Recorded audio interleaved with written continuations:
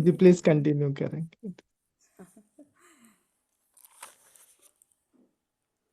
तो अमन एक छोटी प्रार्थना कर लो।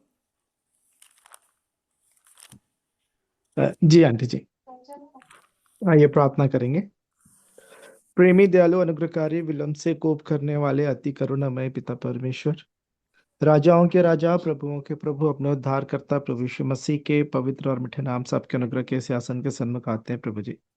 आपका धन्यवाद देते हैं प्रभु जी इस माध्यम को देने के लिए, जिसके तहत प्रभु जी हम आपके चरणों में बैठकर, हाँ प्रभु जी, आपकी बातों को और भी बेहतर रीति से सीख सकते हैं। आपका धन्यवाद देते हैं। जितने प्रिय जुड़े हैं बेला आंटी जी के लिए, सुनीता दीदी के लिए, और जितने प्रिय बाद में रिकॉर्डिंग्स को भी सुनेंगे प्रभु जी, सबों को आपके हाथ में समर्पित करते हैं प्रभु जी, कि यहाँ पे जो भी बातचीत हो प्रभु जी, वो सब बातें हमारी आत्मिक उन्नति का कारण हो प्रभु जी। सब बातों में आप ही का महिमा मिले प्रभु जी, आत्मा की अगुवाई में हम प्रभु जी इन बातों को, जो कि बहुत ही महत्वपूर्ण है हमारे जीवन के लिए, जो कि हमारे अनंत जीवन से संबंधित है प्रभु जी, हम ठीक रीति से प्रभु जी इस बपतिस्मा के विषय को समझने पाए। ऐसी दया अनुग्रह चाहते हैं प्रभु जी। उनको फिर से हर एक बातों के लिए आपका धन्यवाद देते हैं प्रभु जी, और अपने जीवनों को आत्मा प्राण और देह सहित आप ही के हाथों में समर्पित करते हुए वो उद्धार करता प्रभु यीशु मसीह के पवित्र और मीठे नाम से मांग लेता हूँ, आमीन। आमीन। आमीन।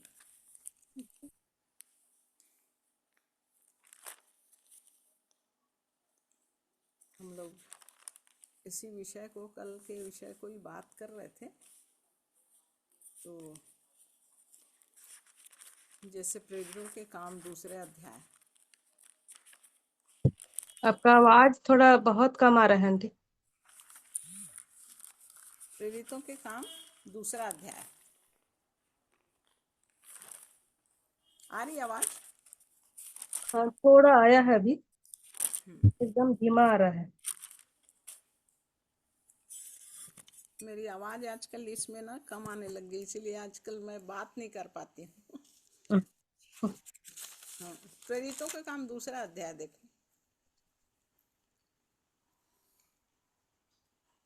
और कल जैसे अमन इस वचन को पढ़े थे ना,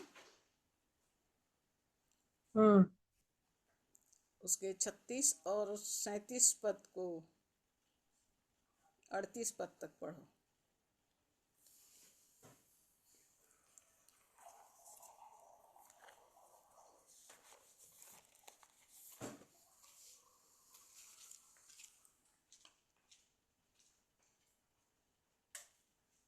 प्रेरितों के काम दूसरा अध्याय, उसका 36 से 38। अतः अब इज़राइल का सारा घराना निश्चित रूप से जान ले कि परमेश्वर से उसी यीशु की जिसे तुमने क्रूस पर चढ़ाया, प्रभु भी ठहराया और मसीह भी। तब सुनने वालों के कान छिद गए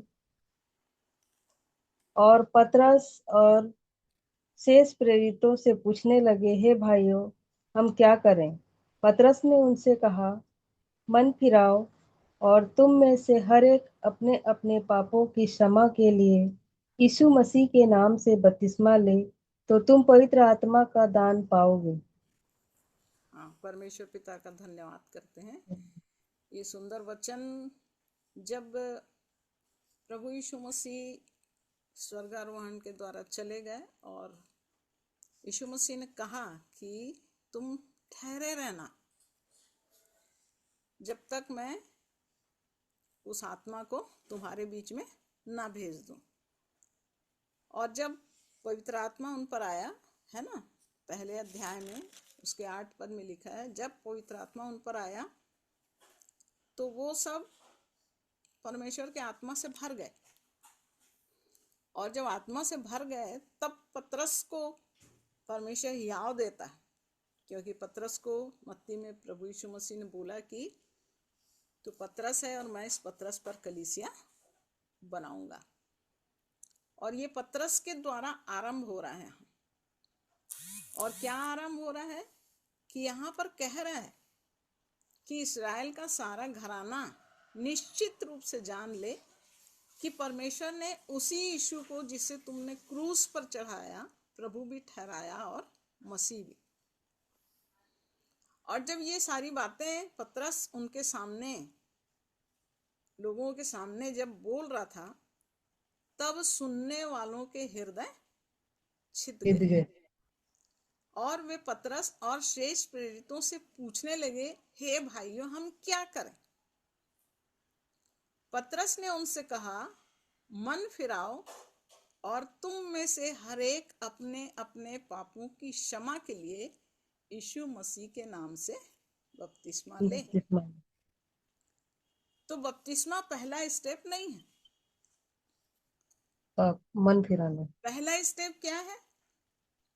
पहला स्टेप मन, हृदय छिदना है। हृदय छिदना। हाँ, सुनने वालों के हृदय छिद छिद गए। गए। तो जब तक परमेश्वर के वचन से एक व्यक्ति का हृदय नहीं छिदेगा, तब तक उसका जीवन मन फिराव के लिए तैयार नहीं होगा। तो हृदय छिदना, परमेश्वर के वचन से हृदय छिदना। देखिए, बपतिस्मा के पहले क्या होना है, ये चीज भी हमको मालूम होना है कि हम बपतिस्मे की बात तो कर रहे हैं, लेकिन बपतिस्मा के पहले कुछ और स्टेप है। उसके पहले 2 स्टेप है। जब परमेश्वर के वचन को सुन रहे हैं, तो सबसे पहले हमारा हृदय छिदा कि नहीं, क्योंकि जब तक हृदय नहीं छिदेगा, तब तक एक व्यक्ति बेचैन नहीं होगा, मुझे क्या करना है। परमेश्वर का वचन जब एक व्यक्ति के जीवन में जाता है, उसके हृदय में जाता है, तब वो हृदय को क्या करता है? तोड़ता तोड़ता है ना। यिर्मयाह में बोलता है, क्या मेरा वचन ऐसा नहीं, हथौड़ा नहीं है जो पत्थर को तोड़ सके? तो हमारा हृदय कैसा है? एक मनुष्य का जो हृदय है वो कठोर है कठोर।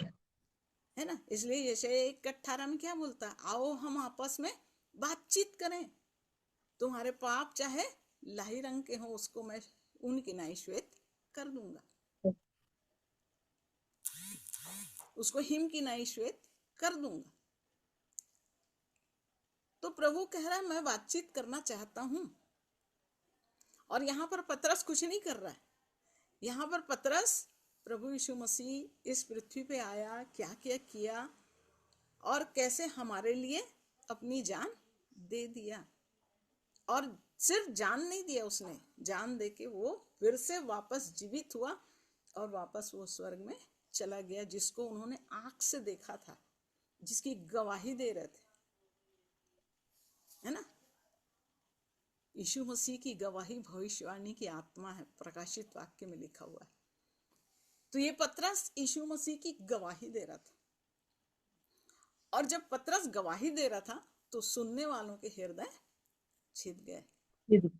आज एक व्यक्ति यदि वो परमेश्वर की योजना को नहीं जानता है, परमेश्वर की इच्छा को नहीं जानता है, और यदि आप परमेश्वर के वचन से उसके सामने परमेश्वर के जीवन को रखेंगे, और यदि वो अपने जीवन को देखेगा, तब ये दोनों जीवन का अंतर पता चलेगा। और तब एक व्यक्ति जो सुन रहा है, उसका हृदय छिदेगा। और जब तक एक व्यक्ति का हृदय नहीं छिदेगा, मन फिराव कभी भी उसके जीवन में नहीं आएगा। नहीं। तो जब व्यक्ति के जीवन में हृदय छिदा, और तब उसके जीवन में मन फिराव आएगा।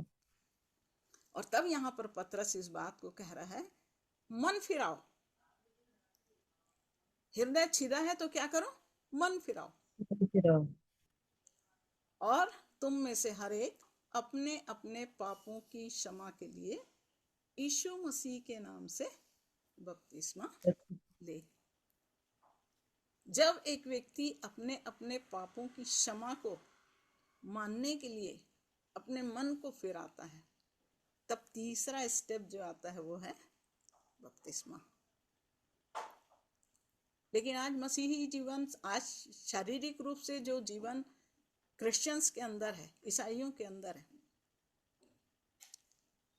ये क्या करते हैं? डायरेक्ट हमारा बच्चा 15 साल का हो गया, हमारा बच्चा 16 साल का हो गया, हम क्रिश्चियन हैं, बच्चे को बैप्टिज्म दिलाना है। मेरे जीवन में हुआ, मैं जानती हूँ, जब मैं 16 साल की हुई, मुझे ट्रेनिंग में जाना था, उसके पहले मेरे मदर फादर, जबकि वो परमेश्वर के जीवन से जुड़े हुए थे, मेरे फादर तो बहुत ज़्यादा प्रभु के लिए काम करते थे, परंतु उसके बाद भी सत्य को नहीं जानते थे, उस स्वतंत्र जीवन को नहीं जानते थे जो प्रभु यीशु मसीह के द्वारा है। और उन्होंने बैप्टिज्म कराया। हाँ, उसके पहले हमने स्टडी लिया, 8 दिन जो इस क्लासेस होती है उस क्लास को अटेंड किया, लेकिन क्या उस क्लास के अटेंड करने के बाद मेरा जीवन बदला? नहीं था मेरे पास वो जीवन। मैंने बपतिस्मा ले लिया था, मुझे छिड़काव का बपतिस्मा मिला था मेनोनाइट में, मैंने बपतिस्मा लिया, लेकिन मेरे पास वो जीवन नहीं था। क्यों? क्योंकि मेरा हृदय नहीं छिदा था, मुझे मन फिराव नहीं मालूम था, पापों की क्षमा वो नहीं मालूम था। लेकिन क्या हुआ? बैप्टिज्म मिल गया। तो ऐसा बैप्टिज्म क्या मुझे प्रभु की संगति और प्रभु की इच्छा में चलने की योग्य बनाएगा? नहीं बनाएगा। इसलिए कभी भी बैप्टिज्म की बात आती तो सबसे पहले उसके आगे 2 सीढ़ी है, पहले उसको पार करना है। पहले हृदय छिदना, वचन से, परमेश्वर के वचन से हृदय छिदना, और उसके बाद पापों की क्षमा के लिए मन फिराना, और तब उसके बाद तीसरी चीज आती है बपतिस्मा। देखिए, रोमियो को निकालिए,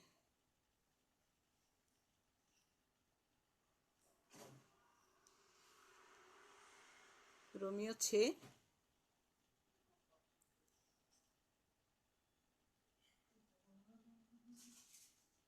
उसे पहले पद से पढ़ते जाइए।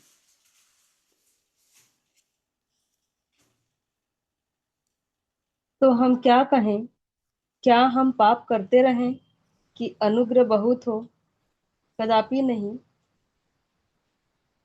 इस जब पाप के लिए मर हम जब पाप के लिए मर गए तो फिर आगे को इसमें कैसे जीवन बिताएं? क्या तुम नहीं जानते कि हम सब जिन्होंने मसीह यीशु का बपतिस्मा लिया उसकी मृत्यु का बपतिस्मा लिया, अतः उस मृत्यु का बपतिस्मा पाने से हम उसके साथ गाड़े गए, ताकि जैसे मसीह पिता की महिमा के द्वारा मरे हुओं में से जिलाया गया, वैसे ही हम भी नए जीवन की सी चाल चलें। हाँ, यहाँ पर कह रहा है कि हम जब पाप के लिए मर गए, यहाँ पर हम क्या पढ़े थे? पापों से मन फिराना, है ना। अब जब पापों से मन फिराना मतलब पाप के लिए मर जाना,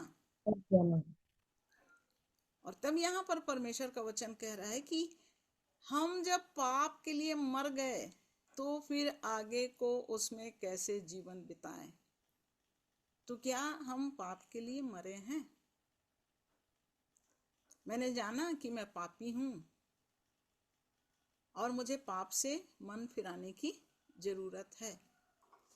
यदि एक मनुष्य इस बात को नहीं जान रहा है और बपतिस्मा ले रहा है तो उसके बपतिस्मा लेने से कोई फायदा नहीं। वो शारीरिक रीति और विधि के अनुसार बपतिस्मा ले रहा है, उससे वो ईसाई तो बन जाएगा, क्रिश्चियन तो बन जाएगा, लेकिन मसीही जीवन नहीं मिलेगा। और इसीलिए यहाँ पर कह रहा है रोमियो में पौलुस कि हम जब पाप के लिए मर गए तो आगे को उसमें कैसे जीवन बिताएं। क्या तुम नहीं जानते कि हम सब जिन्होंने मसीह यीशु का बपतिस्मा लिया उसकी मृत्यु का बपतिस्मा लिया? तो बपतिस्मा क्या है? मृत्यु का बपतिस्मा, मरने का बपतिस्मा। तो हम सब मरे हैं कि जिंदा हैं? यदि हमने बैप्टिज्म लिया है तो हम मरे हैं या फिर हम जिंदा हैं। अतः उस मृत्यु का बपतिस्मा पाने से हम उसके साथ गाड़े गए। बपतिस्मा क्या है? मारा जाना, गाड़ा जाना, ताकि जैसे मसीह पिता की महिमा के द्वारा मरे हुओं में से जिलाया गया, वैसे ही हम भी नए जीवन की सी चाल चलें। चलते। ये है बपतिस्मा।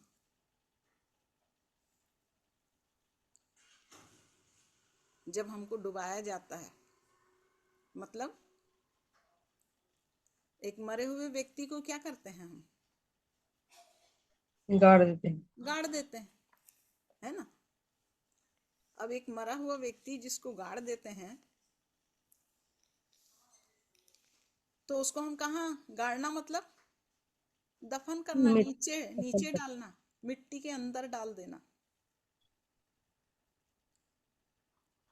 जब हम पानी के अंदर डाले जाते हैं, है ना, और हाँ, उसके बाद फिर वापस क्या करते हैं?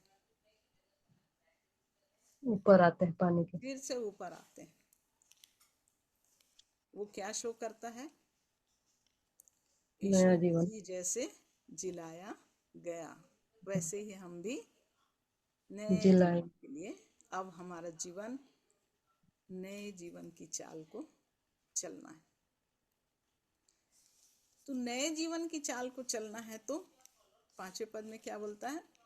क्योंकि यदि हम उसकी मृत्यु की समानता में उसके साथ जुट गए हैं तो निश्चय उसके जी उठने की समानता में भी जुट जुट जाएंगे। जाए। अब हम उसके जी उठने की समानता में जुटने का जीवन आरंभ कर रहे हैं, है ना। तो हमारा हाँ, कौन सा जीवन मरा? जो जो पाप हमने जन्म से लेके जब तक हम बपतिस्मा नहीं लिए हैं, जो पाप हम करते चले आ रहे हैं, वहां पर उसके लिए हम मर रहे हैं। और वहां से अब हम एक नए जीवन के लिए जिलाए जा रहे हैं। अब हमारा जीवन, हमारा चाल चलन कैसा होना चाहिए? यदि हम उसकी मृत्यु की समानता में उसके साथ जुड़ गए हैं तो निश्चय उसके जी उठने की समानता में भी जुट जी जाएंगे। उठे। क्योंकि 6वें पद में क्या बोल रहा है? हम जानते हैं कि हमारा पुराना मनुष्यत्व उसके साथ क्रूस पर चढ़ाया गया ताकि पाप का शरीर व्यर्थ हो जाए और हम आगे को पाप के दासत्व में न रहें। हम्म हमारा पुराना मनुष्यत्व उसके साथ क्रूस पर क्रूस पर चढ़ाया चढ़ाया गया। गया। अब हम कहाँ चढ़ गए हैं भाई? क्रूस पर। क्रूस पर। अब कहाँ, कौन सा जीवन चालू हो रहा है बैप्टिज्म के बाद? हमारा क्रूस का जीवन यहाँ से आरंभ होता है ना। इसलिए यीशु मसीह जब बपतिस्मा लेके पानी से बाहर आया तो आत्मा उसको कहाँ लेके गया? जंगल में ले गया, टेंपल। ताकि इब्लीस से उसकी परीक्षा, परीक्षा हो। है ना। और यीशु मसीह ने क्या किया? उस हर परीक्षा में जयवंत हुआ। जयवंत हुआ। इसीलिए कह रहा है कि पुराना मनुष्य तो उसके साथ क्रूस पर चढ़ाया गया ताकि पाप का शरीर व्यर्थ हो जाए और हम आगे को पाप के दासत्व में ना रहें। अब हमारे जीवन से पाप का दासत्व खत्म होते जाना है। खत्म। क्योंकि 7 पद में क्या लिखा है? क्योंकि जो मर गया वह पाप से छूटकर धर्मी ठहरा। हाँ, जो मर गया वो पाप से छूटकर धर्मी। ठहरा। ये है बपतिस्मा। एक मनुष्य पाप से छूटता है और धार्मिकता के जीवन को आरंभ करता है।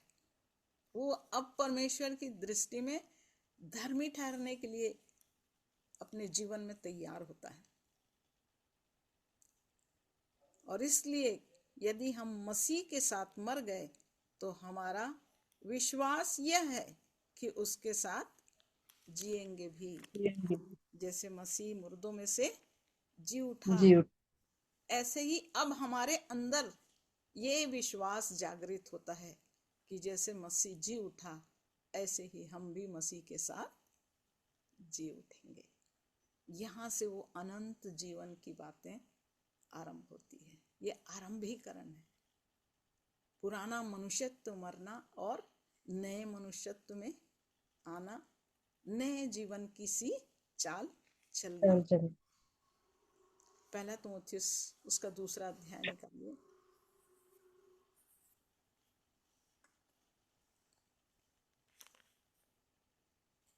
दूसरा अध्याय उसका 11वां पद, 11-12।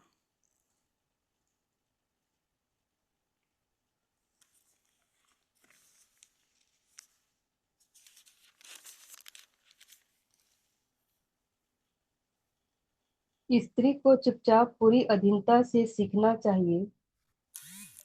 मैं कहता हूँ कि स्त्री न उपदेश करे और न पुरुष पर आज्ञा चलाए, परंतु दूसरा तीमुथियुस अच्छा दूसरा दूसरा, तीमुथियुस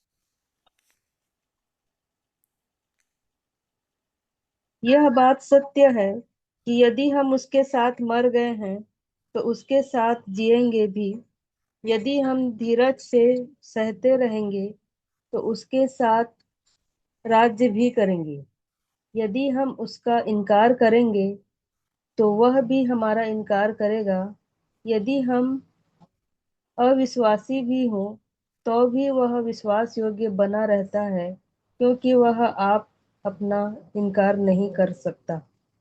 हाँ, यहाँ कह रहा है कि यह बात सच है, यदि हम उसके साथ मर गए हैं तो उसके साथ जिएंगे भी। जी ये सच्ची बात है, कह रहा है, ये बात सच है, बोल रहा है। यदि आपने बपतिस्मा लिया है और आप पुराने मनुष्यत्व को मार दिए हो, अब नए जीवन की चाल चल रहे हो, तो ये सच है बिल्कुल कि यदि उसके साथ मर गए हो ना तो उसके साथ जियोगे भी। मसीह के साथ जीवन आरंभ होता है वहां से। और यदि हम धीरज से सहते रहेंगे, अब क्या चीज को सहना है? अब हमारे अंदर धीरज किस चीज के लिए आना है? अब पापों पर जय पाने के लिए अभिलाषा, है ना। अब इन अभिलाषाओं को जो हमारे शरीर में राज्य कर रही थी, जिसके हम वश में थे, जिसके द्वारा हम परमेश्वर को नहीं पहचानते थे, हम अपनी मर्जी के अनुसार चल रहे थे, अपनी अपनी लालसाओं को पूरा कर रहे थे, उस अभिलाषा को जब हमने क्रूस पर चढ़ा दिया और हम जब अपने आप को उस मारे जाने, गाड़े जाने और फिर से जिलाए जाने के अनुभव में जब हम अपने आप को प्रभु के हाथों में देते हैं, तो यहाँ वचन कह रहा है कि यदि हम धीरज से सहते रहेंगे तो उसके साथ राज्य भी करेंगे। एक निश्चयता दे रहे हैं यहाँ पर। बपतिस्मे के द्वारा हमको एक निश्चयता मिलती है कि अब मेरा जीवन जो है वो संसार की रीति से नहीं, शरीर की रीति से नहीं, परंतु मसीह के साथ अब मेरा जीवन चालू हो रहा है। अब मसीह, यदि मेरे जीवन में मसीह है तो हम उसके साथ क्या करेंगे? जैसे वो स्वर्ग में राज्य कर रहा है, हम भी उसके साथ स्वर्गीय राज्य के भागीदार हो जाएंगे। यदि हम उसका इनकार करेंगे तो वह भी हमारा इनकार करेगा।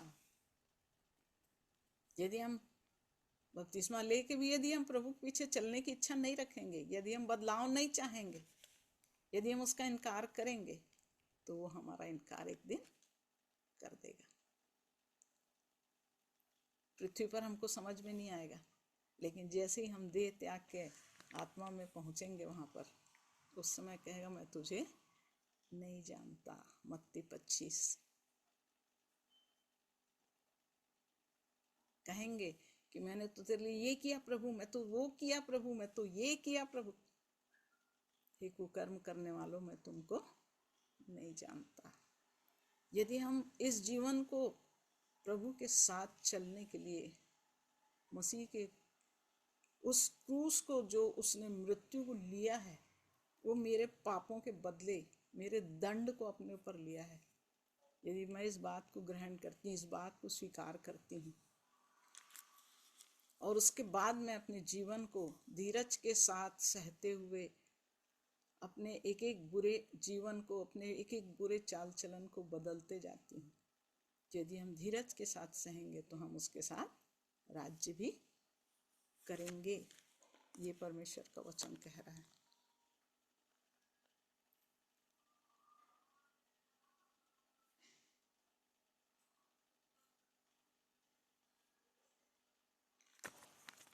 तो प्रभु सहायता करे कि हम जीवन के वचन को समझें।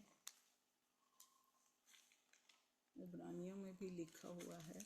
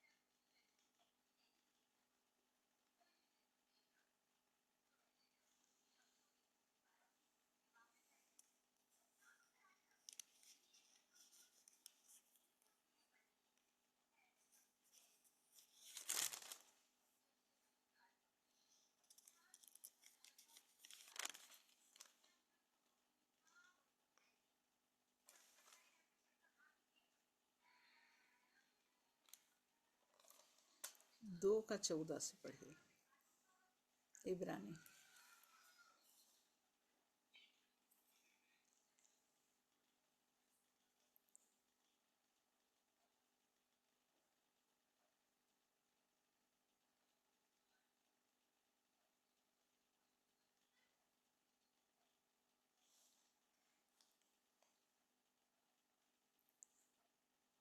मेरी आवाज आ रही?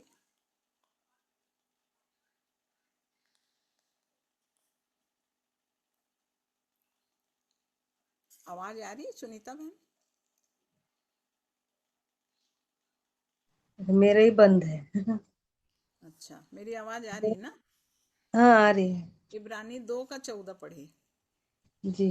14-15। इसलिए इसलिए जबकि लड़के मांस और लहू के भागी हैं, तो वह आप भी उसके समान उनका सहभागी हो गया, ताकि मृत्यु के द्वारा उसे जिसे मृत्यु पर शक्ति मिली थी, अर्थात शैतान को निकम्मा कह दे, और जितने मृत्यु के भय के मारे जीवन भर दासत्व में फंसे थे, उन्हें छुड़ा ले।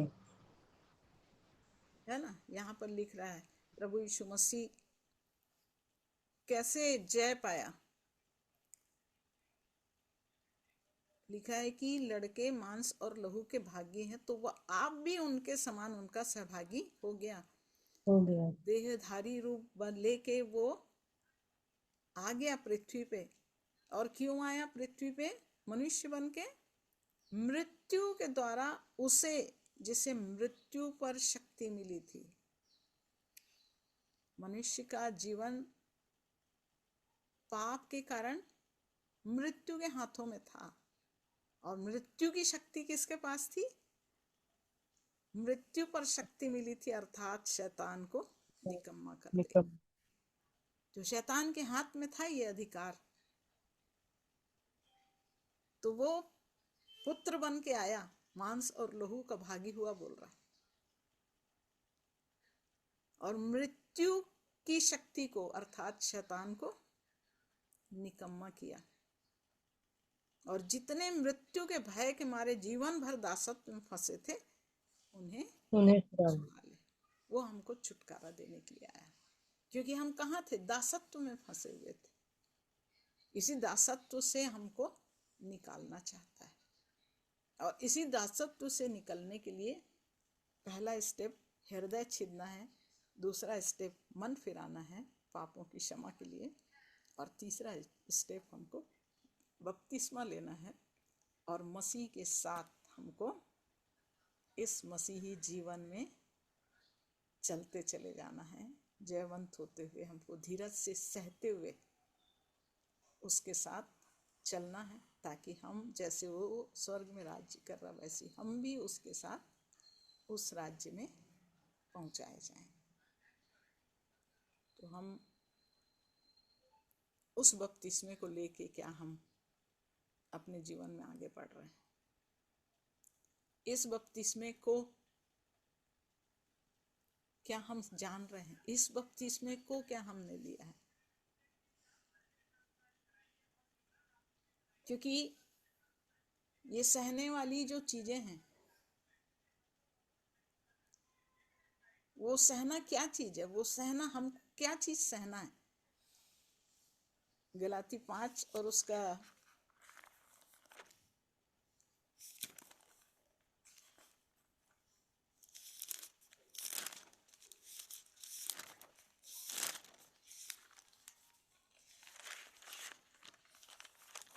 5वां अध्याय और उसके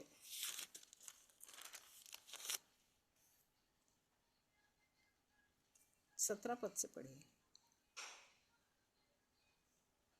16 पद से ही पढ़ लीजिए।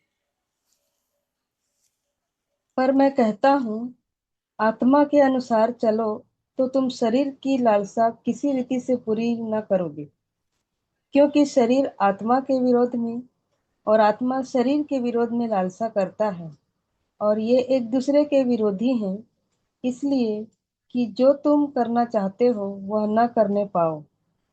और यदि तुम आत्मा के चलाए चलते हो तो व्यवस्था के अधीन न रहे। 19 और पद। पढ़ो। शरीर के काम तो प्रकट हैं, अर्थात व्यभिचार, गंदे काम, लुचपन, मूर्ति पूजा, टोना, बैर, झगड़ा, ईर्ष्या, क्रोध, विरोध, फूट, विधर्म, डाह, मतवालापन, लीला क्रीड़ा और इसके जैसे और काम हैं। इनके विषय में मैं तुमसे पहले से कह देता हूँ, जैसा पहले कह भी चुका हूँ, कि ऐसे ऐसे काम करने वाले परमेश्वर के राज्य के वारिस न होंगे। पर आत्मा का फल प्रेम, आनंद, शांति, धीरज, कृपा, भलाई, विश्वास, नम्रता और संयम है। ऐसे ऐसे काम के विरोध में कोई भी व्यवस्था नहीं।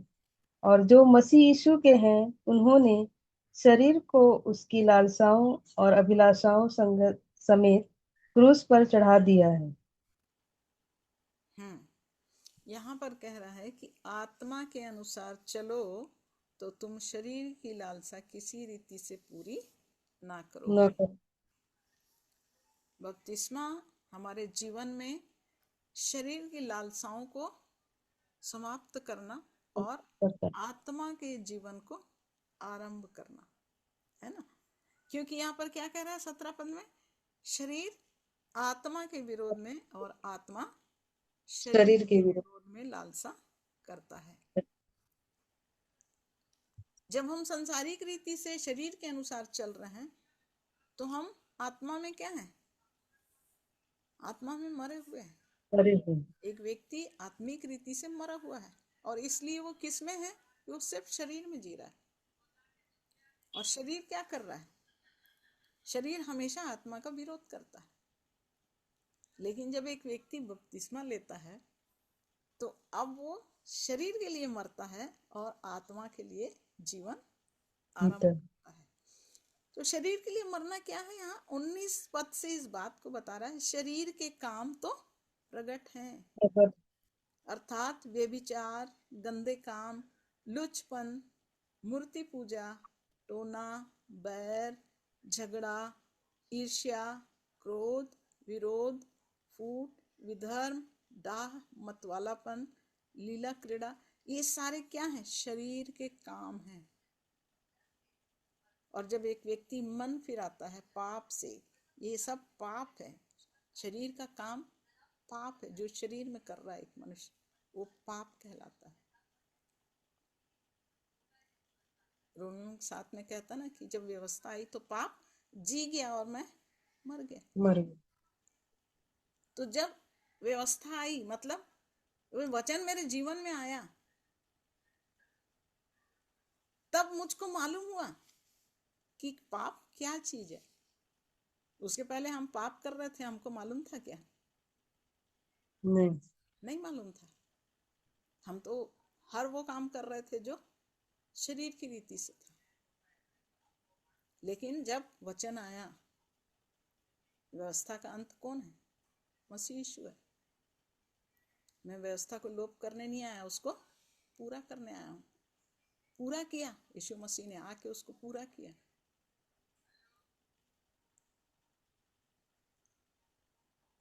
तो जब हम शरीर के अनुसार अपने जीवन को जी रहे थे तो हम इन बातों को नहीं जानते थे, परंतु जब वचन से हृदय छिदा, पाप के लिए मन फिराए कि हाँ अब से पाप मेरे जीवन में नहीं करूंगी, पाप को मेरे को छोड़ना है, शरीर के लिए मेरे को मरना है और मसीह के लिए मेरे को जीवित रहना है। जब ये निश्चयता करने के लिए हमने मसीह में बपतिस्मा लिया, तब अब हमारे जीवन में हमारा मसीह के साथ जीने वाला जीवन, पुराना मनुष्यत्व मर गया, अब कौन सा? नया मनुष्यत्व जो आत्मा में चलने वाला है ना। इसलिए बोला कि आत्मा का फल प्रेम, आनंद, शांति, धीरज, कृपा, भलाई, विश्वास, नम्रता और संयम है। अब जीवन इन बातों की खोज में लगा रहना चाहिए। यदि मैंने मन फिरा के बपतिस्मा लिया है तो मुझे प्रेम को ढूंढना है। अब मेरे जीवन में प्रेम, प्रेम कैसे आएगा? प्रेम परमेश्वर है बोला। यदि परमेश्वर होगा तो मेरे पास क्या होगा? प्रभु में सदा आनंदित रहूंगा। यूहन्ना 14:27 में बोलता, मैं अपनी शांति तुम्हें दिए जाता हूँ। तब एक व्यक्ति के अंदर धीरज आना चालू हो जाएगा, तब एक व्यक्ति कृपा करना सीख जाएगा, तब एक व्यक्ति भलाई करना सीख जाएगा। जब आत्मा हमारे जीवन में काम करना चालू करेगा तो आत्मा के फल भी हमारे जीवन में प्रकट होने लगेंगे। तो क्या ये बपतिस्मा हमने लिया है? ये बपतिस्मा हमारे पास है क्या? प्रतिदिन प्रतिदिन नए जीवन की सी चाल चलना, दुख उठाते हुए, तकलीफ सहते हुए। और जब हम यही दुख की भट्टी में तपाए जाएंगे तब हम क्या होंगे? निर्मल होते चले जाएंगे। इसलिए कुलुसियों में क्या लिखा? कौन सी कलीसिया को लेने आ रहा है प्रभु?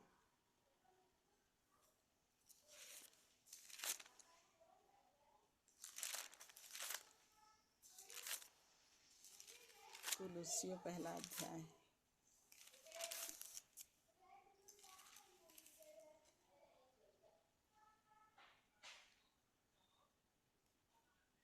एक का 10 पढ़ो।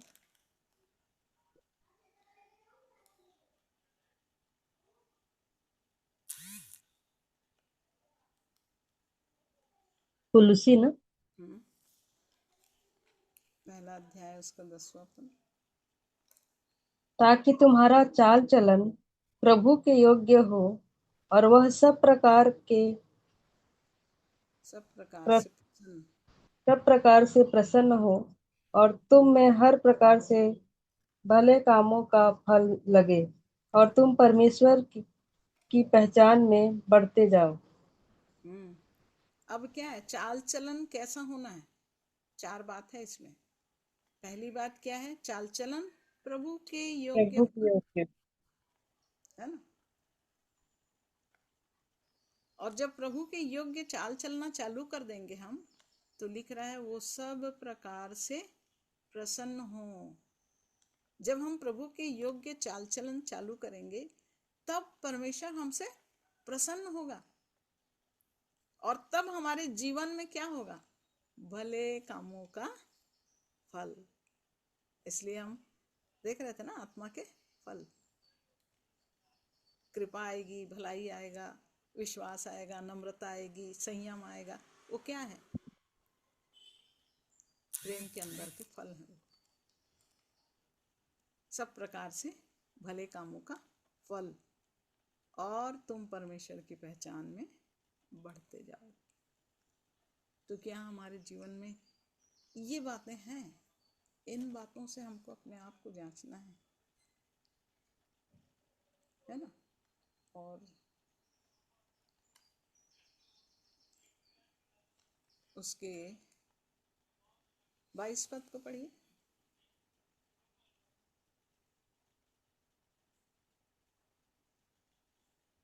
उसने अब उसकी शारीरिक देह में मृत्यु के द्वारा तुम्हारा भी मेल कर लिया, ताकि तुम्हें अपने सम्मुख पवित्र और निष्कलंक और निर्दोष बनाकर उपस्थित करे।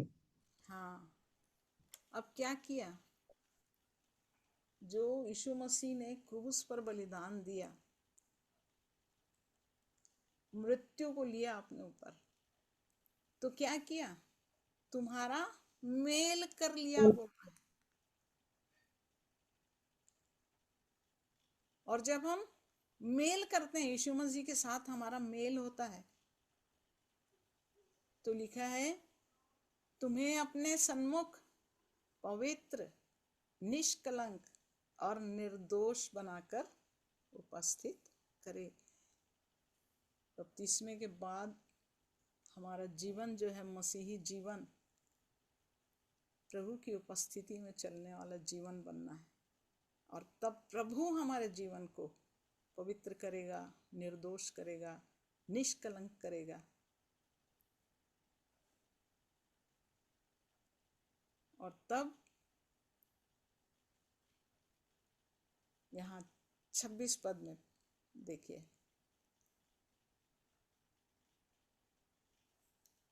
अर्थात उस भेद को जो समयों और पीढ़ियों के गुप्त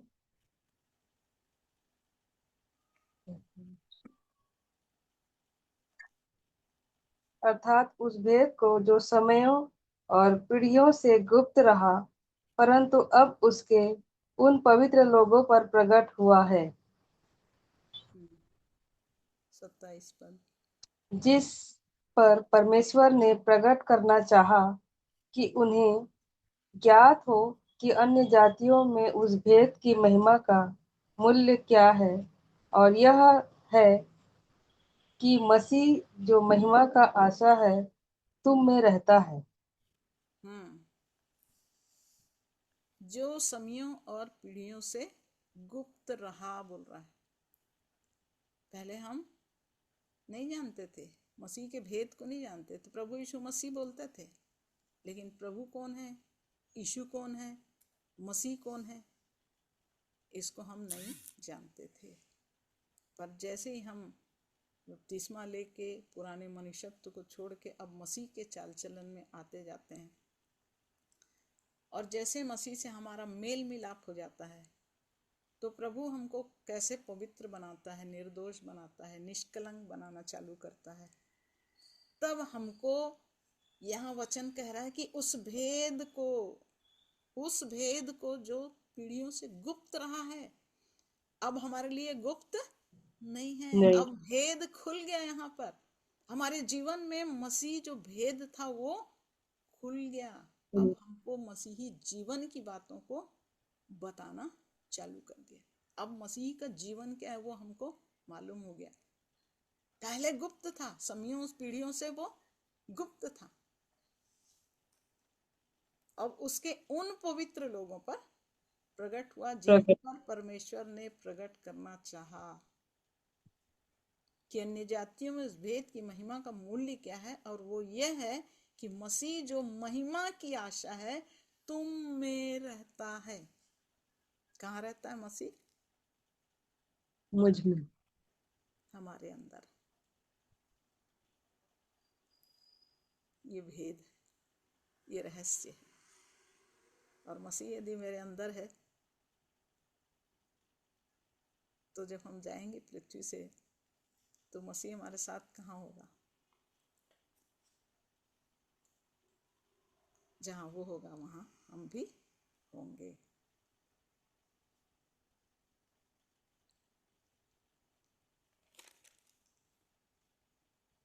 तो परमेश्वर के प्रेम को, उसके जीवन को बपतिस्मे के साथ साथ हम आरंभ करते हैं और प्रभु हमारे जीवन में हमको बदलता जाता है। हम अपने आप को नहीं बदल सकते मेरे प्रिय, वो प्रभु हमको बदलता जाता है। तो प्रभु सहायता करे कि हम उसके प्रेम में आगे बढ़ते चले जाएं।